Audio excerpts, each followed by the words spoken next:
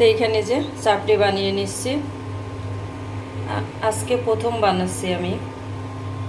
এই যে এখানে গোলাটা করে নিয়েছি।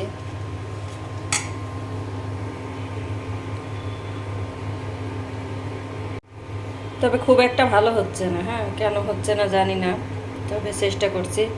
তবে যাই হোক না কেন, প্রথম বানাচ্ছি, এটাই অনেক ভালো। আসসালামু আলাইকুম, কেমন আছেন আপনারা? আশা করি ভালো আছেন। আমরা আলহামদুলিল্লাহ ভালো আছি। তো এখানে এই যে চাপটি বানানো হয়ে গিয়েছে, লাস্টে একটা ছিল, এটাও আমি দিয়ে দিয়েছি। দেখতে খুব একটা ভালো না হলেও খেতে কিন্তু অনেক মজা হয়েছে। আমি কিন্তু এক পিস খেয়ে নিয়েছি। তো এই যে এখানে ইলিশ মাছ বের করে ভিজিয়ে রেখেছিলাম, এখন আমি ইলিশ মাছের আঁশ ভালো করে ছড়িয়ে নিচ্ছি। এইভাবে ইলিশ মাছ ভাজি করব আর বেগুন ভাজি করব। সকালকে নাস্তা শেষ করে চলে আসলাম দুপুরে রান্নায়। এখানে ডিম ভুনা করে নিচ্ছি ছোটো মেয়ের জন্য। আর এখানে যে ইলিশ মাছ কেটে ধুয়ে পরিষ্কার করে আমি লবণ হলুদ মেখে রেখেছি, ভাজি করব। আর এখানে যে বেগুন ভাজি করব, বেগুন কেটে ধুয়ে পরিষ্কার করে নিয়েছি। এখানে হলুদের গুঁড়া মরিচের গুঁড়া আর স্বাদ মতো লবণ দিয়ে দিয়েছি। আমি এখন মাখিয়ে নেব।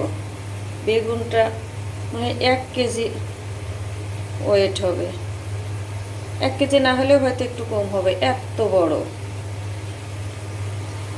তো ছোটো মেয়ে তো ইলিশ মাছ খায় না, সেজন্য ছোটো মেয়ের জন্য ডিম ভুনা করে নিচ্ছি। এখানে যে ডিম ভুনা করাটা হয়ে গিয়েছে, নামিয়ে নিয়েছি। আর এখানে কড়াই তেল দিয়ে দিয়েছিলাম, তেল গরম হয়ে গিয়েছে, আমি এই যে বেগুন ভাজি করে নিচ্ছি। বেগুন ভাজি এক পাশ হয়ে গিয়েছে, আমি আরেক পাশ উল্টিয়ে দিয়েছি। তো প্রতিদিনকার মতো আজকেও একটি কথা বলতে চাই। ভিডিও দেখা শুরুতেই একটি লাইক দিয়ে ভিডিওটি দেখা শুরু করবেন। আপনার হয়তো একটি লাইকে আমার অনেক উপকার হবে, আপনার হয়তো কোনো উপকার হবে না, কিন্তু আমার অনেক উপকার হবে। আমি অনেক বন্ধুর ভিডিও দেখি, আমি তাদের ভিডিও যখনই শুরু করি একটি লাইক দিয়ে শুরু করি এবং ভিডিও দেখা শেষে কমেন্টস করি। তো অনেকেই আছে যে আমি যাদের ভিডিওতে যাই তার মধ্যে অনেকেই আছে আমার ভিডিওতে হয়তো আসে না, দেখে না। আচ্ছা, না আসুক না দেখুক, সেটা তার ব্যাপার। তবে আমি অনেকের ভিডিওয় যাই, অনেকজনের ভিডিওতে যাই, অনেকজনের ভিডিও দেখি এবং লাইক কমেন্ট শেয়ার করি। যে সে আমারটা দেখলো না বলে যে আমি যে তারটা দেখিনি তা না, আমি কিন্তু সবার পাশে থাকার চেষ্টা করি। যদি কোনো কারণে ভিডিও আমি দেখতে নাও পারি, আপুদের ভিডিও, ভাইয়াদের যারই হোক, আপু ভাইয়ারা, তো পরে কিন্তু আমি ঠিকই সেই ভিডিও দেখে দিই এবং ফুল ওয়াচ করে দিই এবং কমেন্ট করি যেন আপুরা বুঝতে পারে। তো কথা বলতে বলতে বেগুন ভাজি করা হয়ে গিয়েছে, আমি এক পিস উঠিয়ে নিয়েছি আর এক পিসে যে উঠিয়ে নিচ্ছে।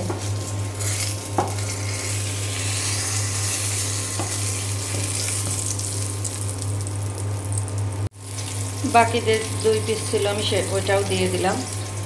বেগুন ভাজি একটু পোড়া পোড়া করে ভাজলে কিন্তু খেতে বেশি মজা হয়।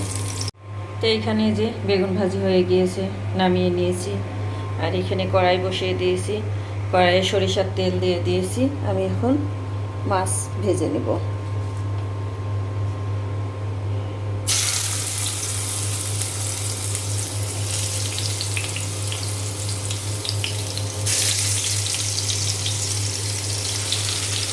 ডিমও আছে মাছের মধ্যে, অল্প একটু।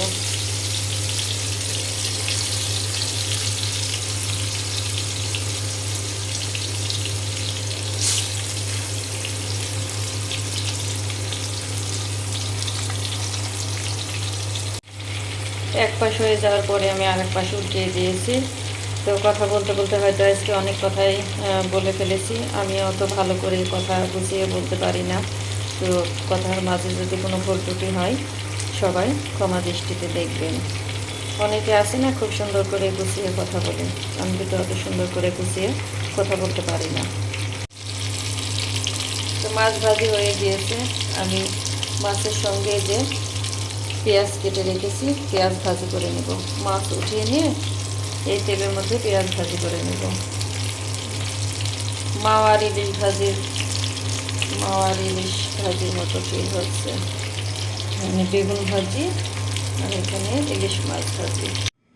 তো এইখানে যে মাছ ভাজি করা হয়ে গিয়েছে, আমি নামিয়ে নিয়েছি।